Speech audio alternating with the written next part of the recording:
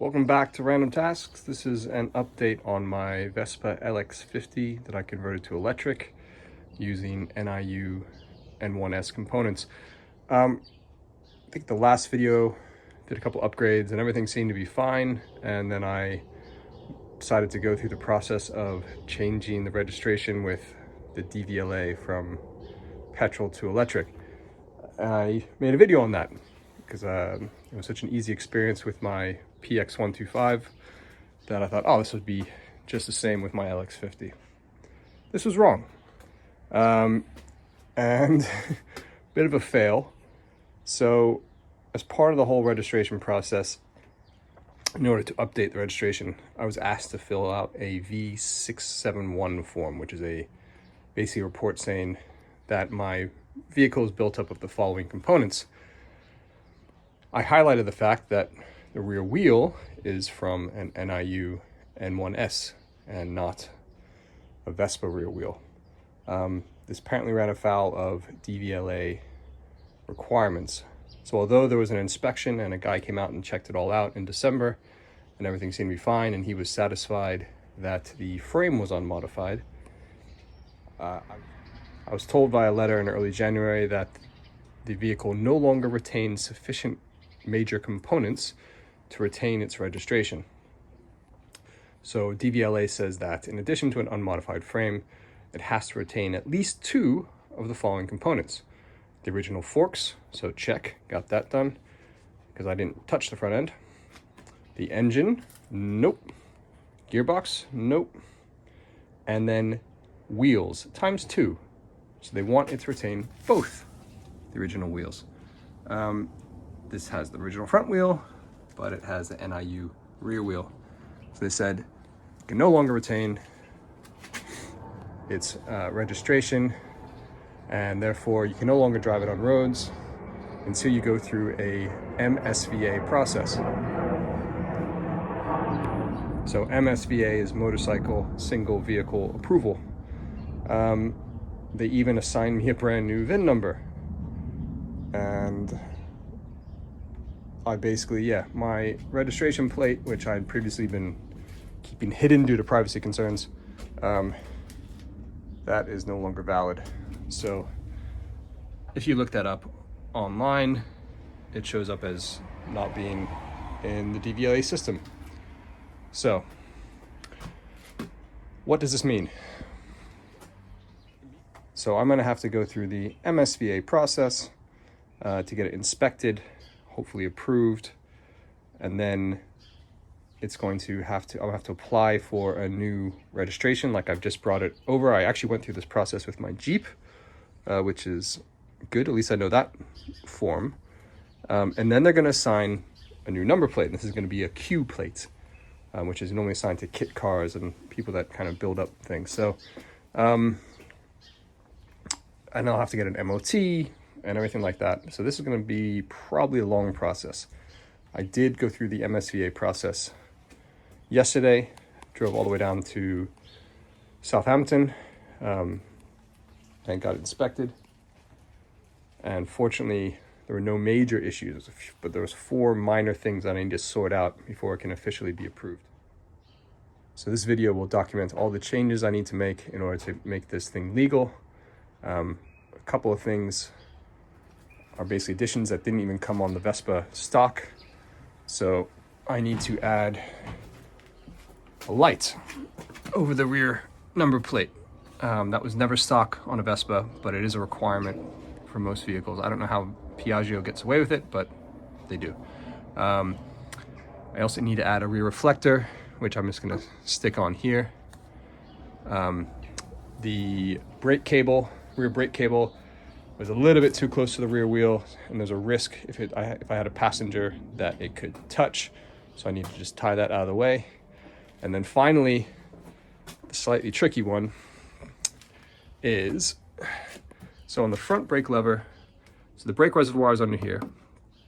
And if I want to check the level, I would basically look through this hole here and see if I've got enough brake fluid in there. So this bike came with mechanical rear drum brake before, so therefore there was no brake reservoir stock. If you watch my videos, you'll know that I retrofitted a hydraulic disc brake from the NIU into this. So there is a brake reservoir under here, but you can't tell the level. There is a little viewing glass in the side of the reservoir itself, but it's not visible. So what I have to do, unfortunately, is drill a hole through here, big enough so that we can see the level of the brake fluid. And I've got a rubber stopper that I can then just cover that up when I don't need to check the brake fluid. So that is what I'm gonna get started doing. I'll probably start with the easy things first, like the reflector, tying the brake cable back, and then do the rear light for the number plate, which I'm just gonna tie into the tail lamp. So I'm gonna get started with that. Okay, starting with the easiest job first. So taking the number plate off because I'm not gonna use that anymore, but I've got a rear reflector. This came from a bicycle. I've taken off the little bit that used to allow you to screw it to the back of a bike, and I put some double-sided tape on there. So all you need to do is line this up in the center as best as I can, and then press it on. Okay, I press that on, so that's 1 of 4 tasks done. Okay, I'm gonna show you what the problem with the brake cable is that I need to fix. Also, just to point out, that's a new VIN plate that I had put on. So I was able to order a VIN plate off of someone from eBay. It's just an aluminum plate with the numbers stamped in. I could have done it myself, which I did try here and did a terrible job at doing that. I'm gonna obviously repaint that. But I riveted that new VIN plate over the old stamped in VIN number. I also had to scratch out the old VIN number that was on there, on that sticker. So here's the issue. This brake cable is a bit too close to the rear wheel.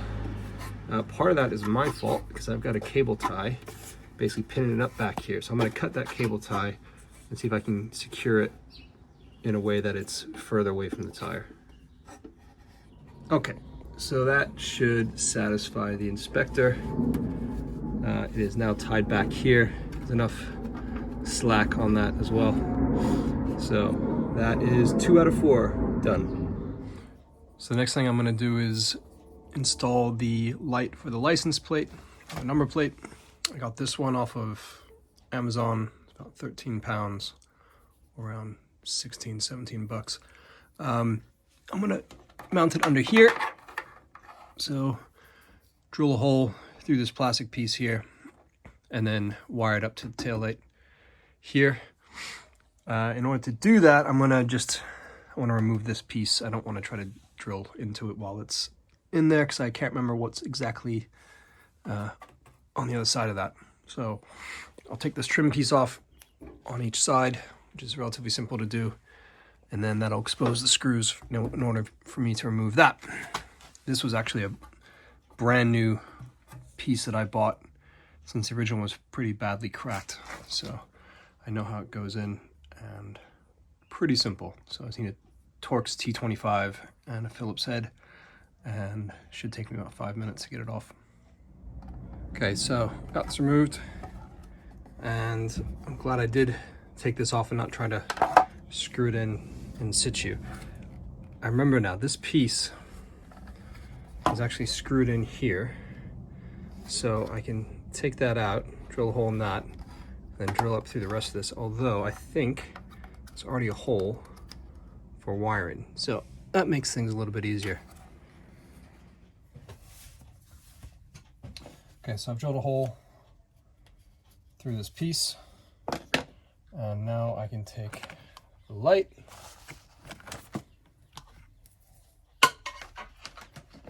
snake the wire through.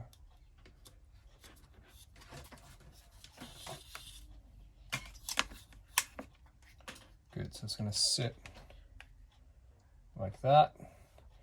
Came with some self-adhesive stuff, so I think it was designed really to be put on the side. So I'm just going to cut it down a little bit, stick it on.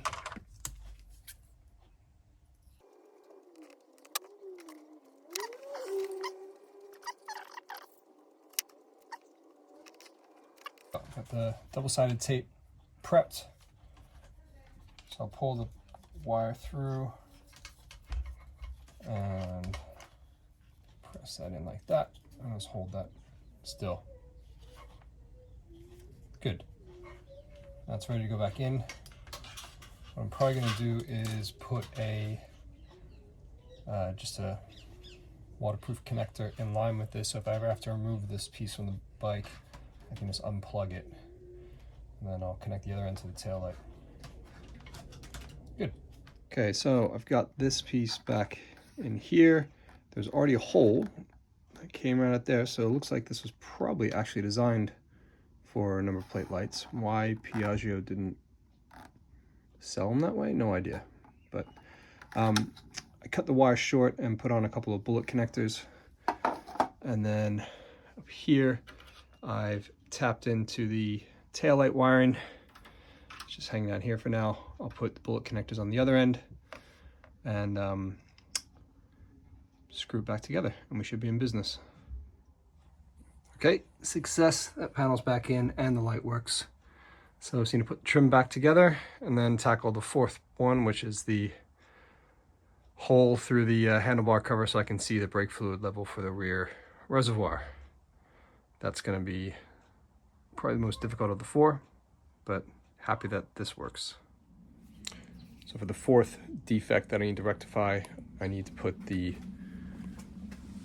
basically something like this for the rear brake. So that is a little hole so I can see the level of the brake fluid for the front brake reservoir. I need to do the same for the rear. Only thing is, it actually faces towards the back, so I need to make a hole through here. So I'm going to take off the front cover to expose it, take some measurements, and hopefully make this as easy as possible. If you've never taken the front cover off one of these Vespas, I find it's easiest if you take this piece off. It gives you a little bit more room to play with to get to, because there's basically 3 screws that are holding this on. One is under here, and the other 2 are here and here. So the Piaggio logo just pries right off, and there's 1 screw behind there. So I'll take that off to get to the other ones. I should add that I obviously took the mirrors off and my windshield. I had the mirrors off anyway for when I transported it down to Southampton. So otherwise, get those 3 screws out, and then this pops out. Disconnect the 2 connectors for the headlight, but then it comes free. So here's the brake reservoir. The little sight glass for it is right here. It's actually not in the middle. It's on the side here. So if I look at kind of line of sight, unfortunately there's this in the way, but I think I should be okay if I drill a hole over here, be able to look in and see the level of the fluid. Okay, I've drilled an initial hole over here. You can see it's come out there, and I'm basically gonna gradually make that bigger until it fits this rubber bung that I have that's just over a centimeter in diameter. Okay, so made that gradually bigger bit by bit. I wanted to make sure I didn't want to crack or damage this. And now it's up to 1/2 inch in diameter, and that bung fits perfectly. So I think I've satisfied the requirements, because if I look through there, it's kind of hard to see from here, but I can in fact, there we go. Look through there, I can see the level. So I just need to put everything back together and then schedule a FaceTime call with the inspector, and hopefully he's satisfied and I can get through the motorcycle single vehicle inspection approval process. Everything's back together. Just need to schedule my FaceTime call with the inspector, and then hopefully I will get my minister's approval certificate, which I need then to register the Vespa. and then I'll get number plates and all that kind of good stuff. And it was only about actually 5 or 10 minutes after I finished putting the windshield back on that I actually got a call from the inspector. We've already done the inspection via FaceTime, and happy to say it passed. So I just need to now pay for the retest. I think it's something like £17, and then have to wait for some paperwork in the post. But otherwise, I'm very happy with that. That was very, very efficient. So that's very, yeah. So the DVSA process isn't too bad, to be honest.